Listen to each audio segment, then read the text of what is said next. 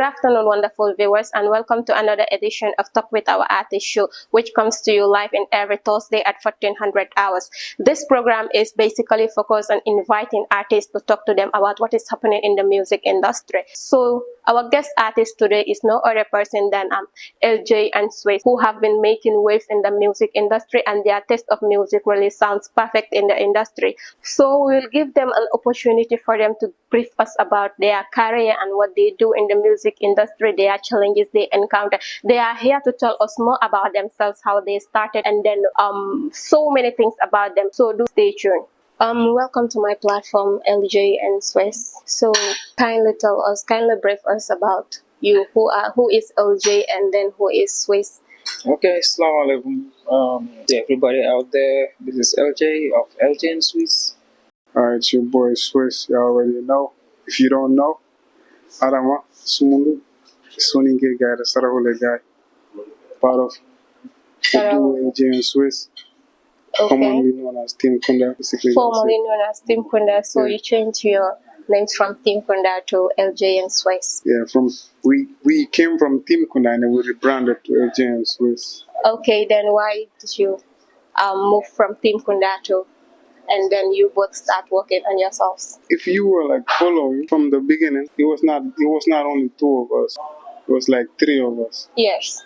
And back then, we were just starting. I think it was 2016. And then a year prior or after we started the trio, the third member decided to, pursue a solo career. Okay. And then from there, we took a year off, rebranded, and then thought it was better to change the name. Because it's no longer three of us, it's two of us. And then mostly what happens is when you go outside and you meet your fans, and then instead of calling you your name, they call you Team Kunda, and I'm like, yo, that's crazy. Okay. So why do we both choose to work together? It's because we have seen so many artists in the Gambia. Mostly they do work for themselves, but then you both choose to work, collaborate, and then work together and do your music. It's not a collaboration. It's like a one thing. Because a collaboration would mean working with a different person. It's like one brand. The LJ and Swizz brand is one brand. LJ is an artist, and I am an artist. But the moment you say LJ and Swizz, is like one brand. It's not a collaboration. So the reason why we're a duo is it goes beyond music. It's brotherhood, it's partnership, and it's business too. So okay, business. Yeah. All right, that's fine. Okay, so what is it about music that makes you feel passionate? What's it about music that I am passionate about? Yeah. Like I said, it's a business. But most importantly, it's what keeps me going. I love doing this. For how long have you been into it? I think we head into 10 now. 10 years? It's about 9 years. But we've been 8 years. The group has been here. From Team Kunda till now, it's been 8 years. 8 years. From LG and Swizz to now, I think it's about 3 years ago. 4 to 3 years. Yeah. Okay. So which of your songs did you first release? On the LJ and Swizz or on the... On the LJ. We are talking about LJ and Swizz. So on the LJ and Swizz, I think the first song we released was Blessings. Blessings? Yeah, when we just rebranded, the first song we did was Blessings with Jizzle.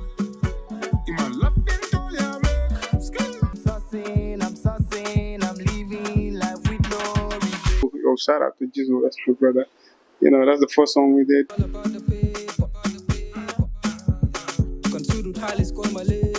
And then we did a couple others, and then we did an EP, and then a couple more singles, and now we're working on an album which is already ready. We haven't picked a date for it yet, but it's ready. It's about to be out.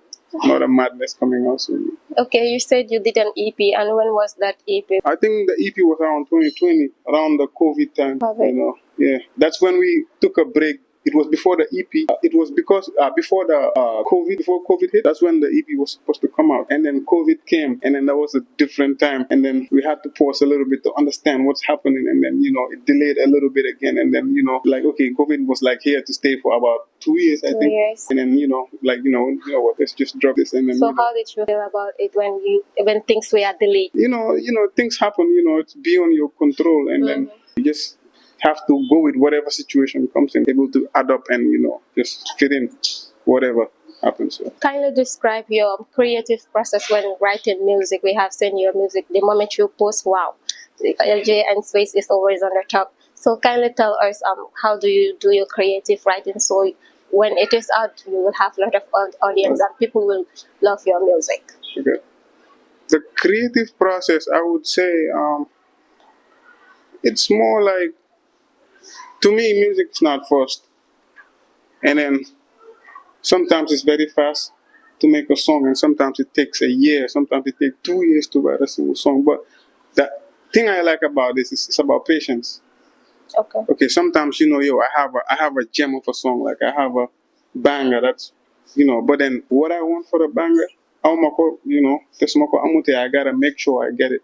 Okay. Because this music thing is not a joke, and then once it's out, it's out. Yeah. So Certainly. so the power you have is balamo again, you gotta make sure it's well cooked and stuff. I think sometimes that's why the reason some songs in the time, not because we cannot release, but we can do that. I make songs like every day, 2-3 songs each day. Yeah, we have a lot of demos that probably never gonna come out. But then again, it's all about making that special song. Every song should give you a moment. Every song should be special. I guess anytime so could they get something that will remind you of something, or whatever. We make moments, so it's not easy, but then again, yes, I love the process. It's patience, it's fun. Yeah, patience. Yeah, that's okay. it. You don't get that consistency, but then again, album be parena, so much music this year. Album be parena de. So much music coming out, so y'all gonna be fed again like a sour boy. So food is ready. We can't wait. So LJ, are you working under any music label? No, we're independent. So, Independent? Yeah, we're independent. Okay. Have anybody approached you to work under them? Oh. No, not now. But back then, people used to come. I think back then we were more active, so a lot of people used to come, but the deal was never favorable, so we just kept it. But for now, I think for the past 2-3 years, no one came. So you said back then you were active? Yeah, we were more active back then because we were consistent back then. So what happened now? Now, after, like he told you, we rebranded, and then we disappeared for like 2 or 3 years, I don't know. Because we wanted to come back sooner than, earlier than, the time. But then the COVID hit, so we had to wait for the COVID and then figure out what to do next. Yeah, but before that, we were active. But like when we started in 2016, 2017, 2018, we were very active. Yeah. So by then, a lot of people wanted to work with us. Yeah. But now, after the rebrand, when we came back, we didn't give the people consistency. So I think maybe that's what, that's what's turning off people. Yeah. Do you have any manager you are currently working with? No, we don't have a manager at the moment. You are I think yesterday we were just talking about it. We were just discussing it, how we need a manager now. Because the thing is, since we started, we've had different managers. But unfortunately, none of them was able to give us what we wanted. Because being a manager for LJ and Swizz, you have to really work. Like our demands are high, so you have to really push to at least meet half of our demands. But then we found out that most of these managers that we worked with in the past were not up there. Like they couldn't get those demands. They were not working to. So who are those managers that you worked previously? I think most of them are private individuals. So you guys individuals. Yeah. But it just didn't work out. But now that the album is ready, we're thinking of getting a new manager. Yeah, because we need a manager before dropping the album. So we're open. If there's anyone out there who wants to come, we can talk. Yeah. Okay. Yeah. Are there any musicians who inspire you in the Gambia? In the Gambia? Yeah. Yeah, a lot of musicians. I'll say Brains, Alois Singate. You guys might have known him. Alois Singate, he passed away. He was one of I think he's the best rapper to ever come out from this country. And I think most of the artists will agree with me. Yeah, his name was Brains. He was part of a group called New Era, but he passed away. Yeah, so he's been an inspiration. And then people like even Mas, Mass Mother. Yeah, he was part of Alu Singer back then. You know, he started music way before us. So that group was an inspiration to us. And then you have G. So ST. So all these guys, you know, they've inspired us. I can remember back then. Do you remember? Is it 2016 when we started? We were asked this question, like, who would we want to be like, and or which rapper would we wanna, you know, copy something from? And I think we told them, yeah, we wanted to, you know, get something from someone like ST back then, but not his style of music, but the way he handled his business. ST and ENC, because back then they were touring, they were doing tours, you know, expanding their reach to from here to Basse. So we were like, you know, these guys are doing these things, whilst every other artist is focused on the greater Banjul area. So we want to copy these guys, the way they work. We want to do that. We want to tour the country. Now it's normal, but back then it didn't happen. So yeah, so all these guys are inspiration to us. Yeah. Okay, what are the qualities that you admire about them? Okay, let's just push the talent outside. The consistency and the dedication towards his craft. ST, for Brain, it's a talent. He's special. I've never seen a guy rap as good as Brain. Not in the country, not in Africa. Wow. Yeah, maybe you guys just try and get his songs. You'll see what I'm talking about. Yeah, so that's it. So which skills have you gained and that helped you to perform very effectively on stage? On stage, I'm a very bad performer because I cannot dance, and normally I just stand and sing. You know, the people do everything for me. People do the dancing and stuff like that. So, but there's one thing we have that maybe, you know, I think we introduced, or we are part of the people that, you know, we're doing it more, like the crowd control. When we started back in 2016, because we knew that we couldn't dance. And back then, the artists that were, you know, there on top, like the Nobles and stuff like that, all those guys used to dance.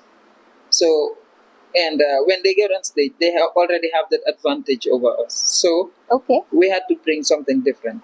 So we decided to use the crowd control. Could it be there was a competition when performing on stage?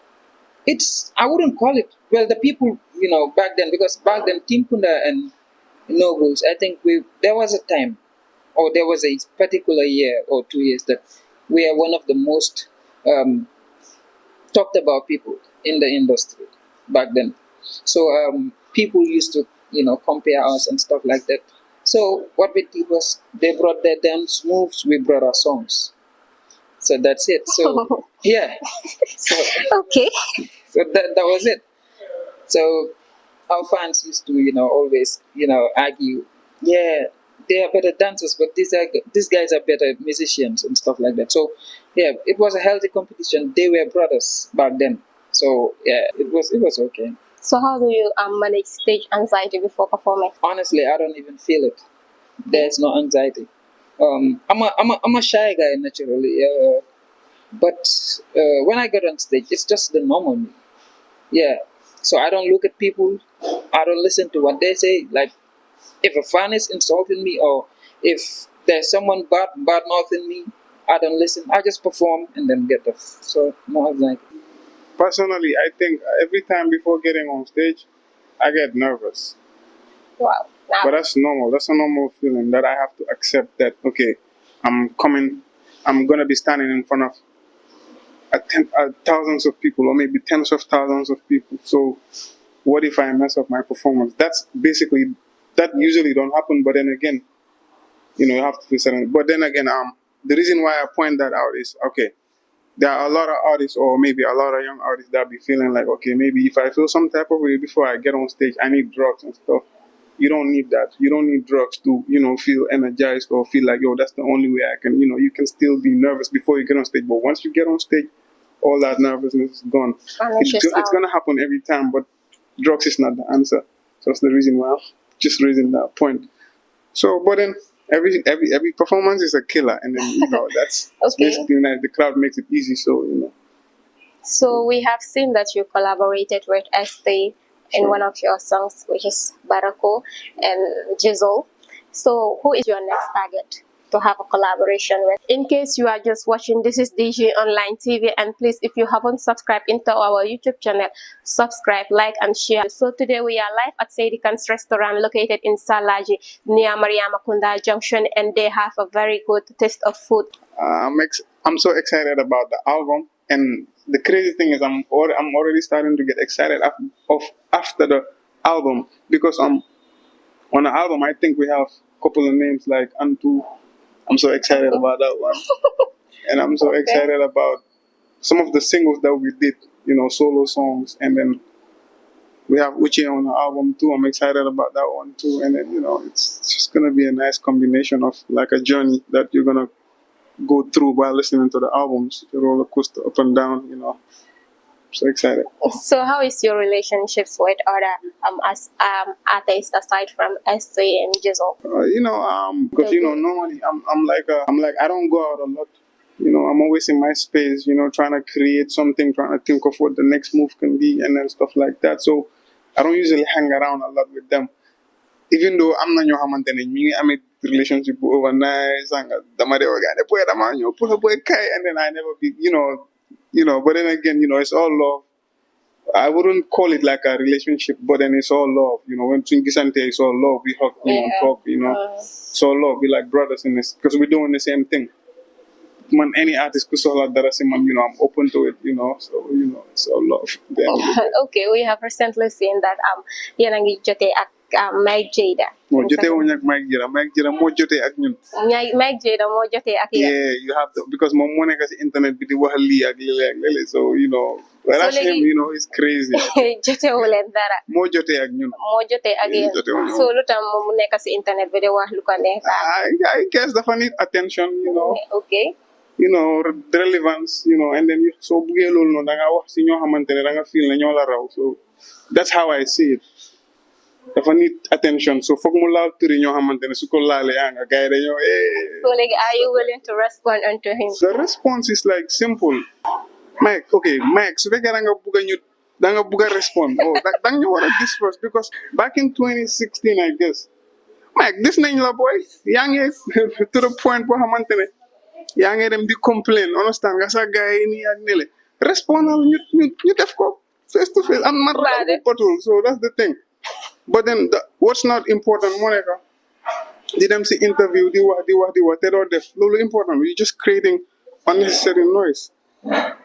So man noonu laa ko nekk di gisee rek, and then I understood ne comme lu mu bëggoon mooy, just, we know the moves before we go there, so it's nothing.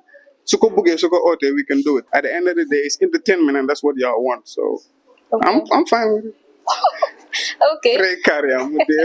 What qualities do you think a great musician should possess? It's all about what works for you. I'm a reserved person, and that works for me. So whatever works for you, that's what you're gonna do at the end of the day. I'm not gonna do okay, this is how you're gonna move like, and then you're not that person. I want to understand. It's not gonna match. So because one thing about music, I think it should be real at the end of the day. Like what is some music? But sometimes the experiences, that's how people connect to it. That's how people relate to my understanding. So, I try to be me as much as possible. And anything that's not me, I try to avoid it. I try not to do it. I just focus on what I'm good at, and then the rest more at the end of the day. So it's just that try to have fun as much as I can also. Okay, so when it comes to writing your songs, like, do you have any issues when it comes to writing your songs and then no, work out while into certain things when writing? No, it's like it's like, okay, two artists but one group, you know what I mean? Sometimes I compose, sometimes he composes, and like I said, we have a vault of hundreds of songs that are probably never gonna come out. So we have a lot. So if you don't like this, you're gonna like that one. Sometimes we both gonna like it. So it's not a problem at all. What are the challenges that you encounter in the music industry? The challenges are obviously we need more support. Support.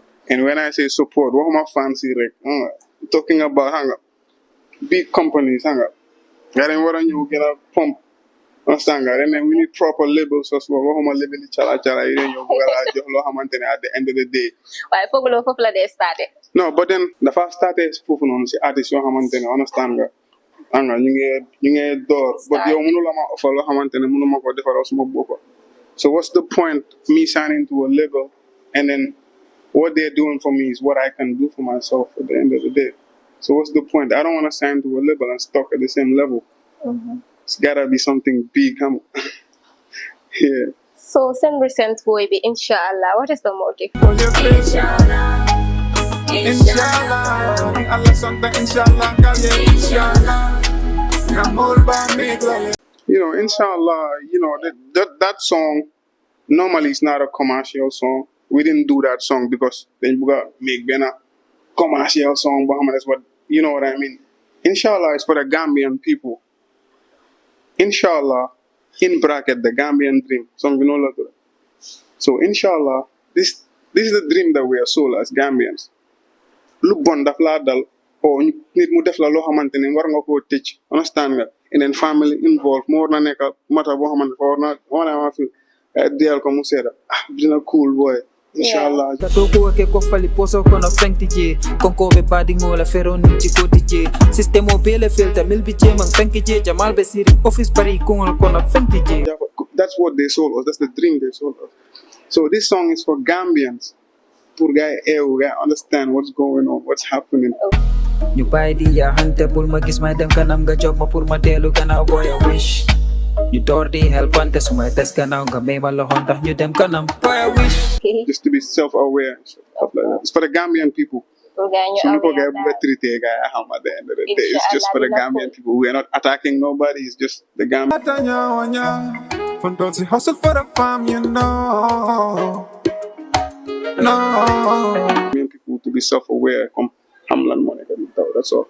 So what are your hobbies aside from music?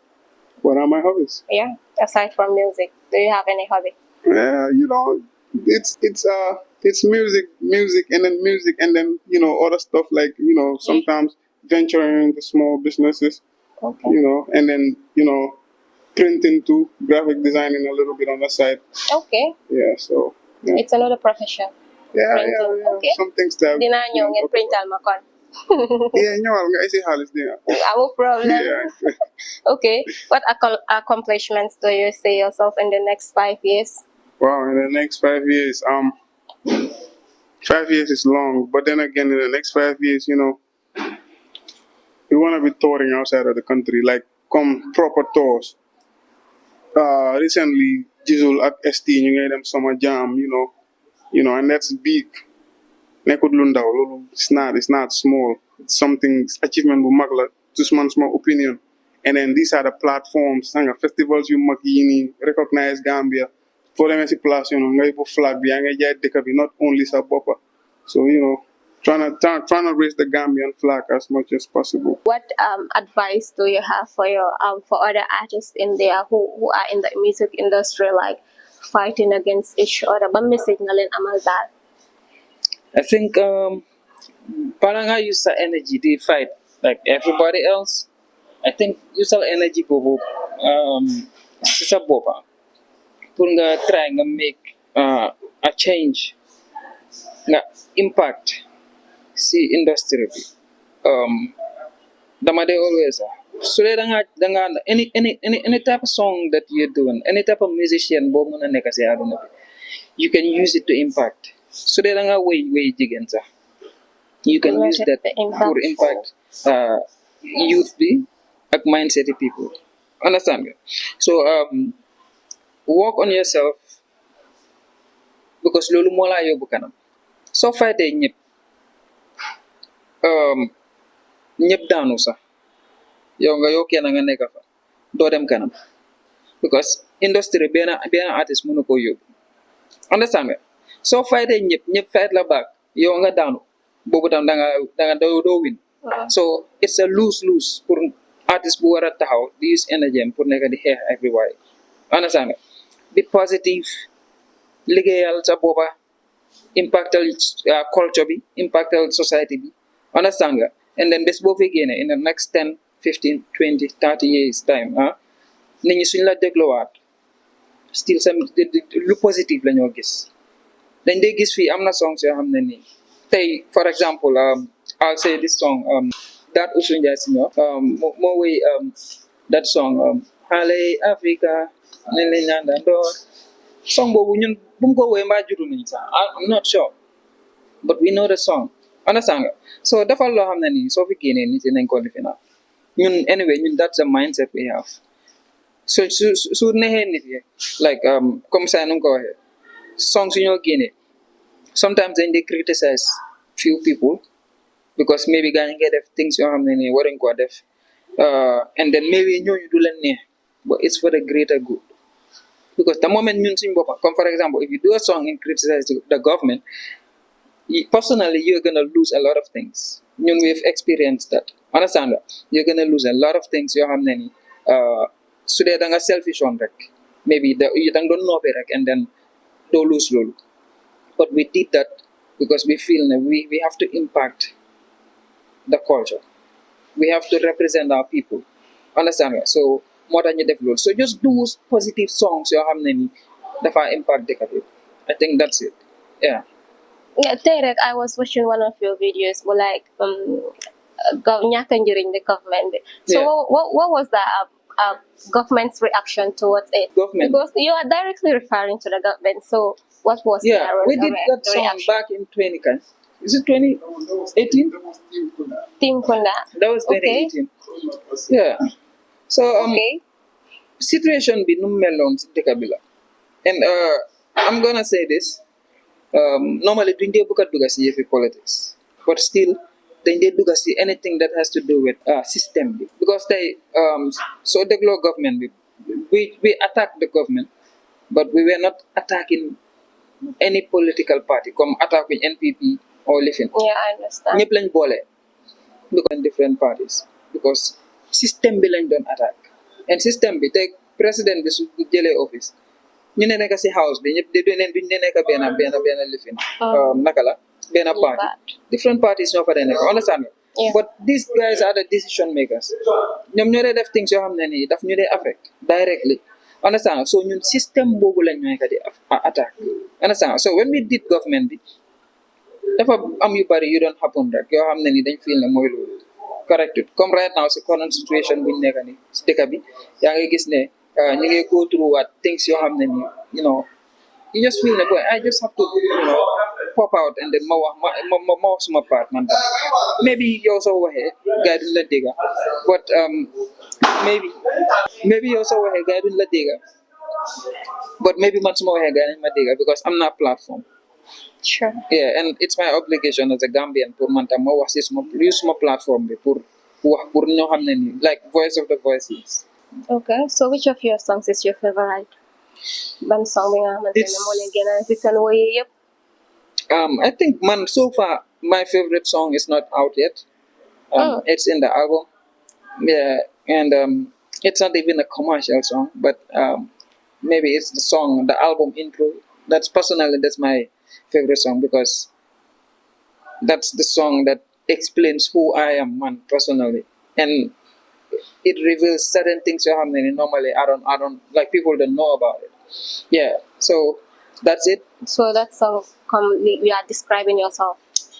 Not describing myself, but talking about myself in the sense that everything related to me, man, personally, family, relatives, like all these things, understand? Yeah, so that's it. Yeah, that's my favorite song for now. And then I have other songs and I really like them, but they are not out yet. Yeah. Lalendi ha? No, legi tay. Okay. Right now, drop nañ inshallah. It's out now. Hopefully, Phoebe 1 month time, or it could be lesser than that, or a little bit longer than that. But xam naa ne du nekk more than 2 months. Dinañ drop beneen song. And then after loolu we're gonna keep dropping. I think possibly that we'll be dropping songs at least every 1 month and a half or so. Yeah, so because am nañ enough songs yoo xam ne nii moom fii ba year bi di and even next year suñu nekkoon every month wala every 2 weeks ñu drop songs. kon ñu ngi xaar. Yeah, but the thing I'm gonna be saying more, I said it in our last interview, I'm gonna mention it, we need the support from the people, because industry Gambia dafa selective support dafa am. Understand me? Like if you do a song and then the song you feel okay, it's a very nice song, some of these guys in the media, they don't like support it because they feel I just don't want to support this guy. Understand me? And dama feel lolu dafa wàññi doole industry bi du ko yokk, because every artist lum indi si table bi, if it's good, you guys have to push it. Understand me? Make sure song bi dina dem, because song daf dey change an entire different narrative of one industry. So xoolee outside, let's say Nigeria ak stuff like that, seen artist yi level bu ñu nekk nii nekku ne dañ toog rek ñu àgga fi benn artiste moo def benn song ñëpp jàppa si mu génna song bi dem international world bi start di recognize guy, beneen artist from nowhere def beneen artist from nowhere, so amul benn single artist boo xam ne ni moom moo ñëw taxaw mu ne man maa génne Nigerian music out there. Depuis time ñoom Fela but right now ba si ñoom Rema xale yi période boobu yëpp am na artiste bu nekk si benn iya boo xam ne ni def na song boo xam ne ni moo impact culture bi. Understand ñoom Davido time bu ñu def if lan nga foogoon da nga foogoon ne ok benn Nigerian song du mu biitaat loolu noonu. Before loolu there was Two Face, before loolu after loolu there was P-Square. So all these guys Nigerian industry baa leen support. Understand? So Gambia fii soo taxawee nga ne okay I'm just gonna support one artist wala 2 artists, loolu noonu ñooñu soo leen poussé am na fuñ mën a am, but maybe am na that other guy that bàyyi bu xale bu ndaw boo xam ne ni moom tam mu ngi teg song boo xam ne ni that can song bi mënoon naa ñëw mu ne okay fii la STM I'm gonna go there. Understand? LGN Swizz fële keneen fële so industry bi nañ support every song bu baax rek dañ ko war a promote. Understand? When we did so, and I'm gonna repeat it, anything lu negative luñ wax or luñ def de dem viral, anything lu positive luñ wax or luñ def de dem viral. lu tax nga foog loolu? Because media houses yëpp they are more like cloud chasers leen. Understand? Like comme ni ñu ko defee ka loolu lañ bëgg because xam ne loolu it sells, but at the end of the day loolu is gonna trend for few days rek. Tey su ma waxee lu funny wala ma wax lu ma saaga fi ndey wala ma def fi dara, it's gonna trend for few days and then after loolu goes down, beneen kaa amaat na few days mu dem down. Ana kaa yi last year ak year before. Understand? But if I do a song that's really good, understand me, nga push ko, the song is gonna be here for 20 years. Suñ first song was Gambia and African. It's still here. Song bi amul music video sax mosut am music video, but it's still here. It's positive. It's a good song. Barako depuis bi nga defee ba léegi the same thing. Gisul boy songs and songs yi boy yëpp ñoom nekk noonu la. Promote the good songs, promote the positive songs. Understand? Loolu moo laa jox impact boo soxla pour sa industry bi mu grow. Wow. So I'm gonna keep saying that. Yeah. Thank you. So what message do you have for your fans out there? Album bi dina génn soon. Inshallah génn na ko gars yi check. It's out now on all platforms tam mu ngi everywhere léegi, and then it's on YouTube too, and then hopefully dinañ drop out beneen soon, and then tam album bi tam mu ngi ñëw. Okay viewers, this is all we have for you in today's edition of Talk with Our Artist show. I am your host Janky Kujabi, and my guest artist today is LJ and Swizz. The people behind this wonderful videos is Mas Jata and then Marieta Kujabi. And like I said, we are here live in Saidikan's restaurant located in between Mariamakunda Junction and then Paradise View. So please, if you haven't subscribed into our YouTube channel, subscribe, like and share our videos. Thanks for watching, and do join us next week for another interesting discussion.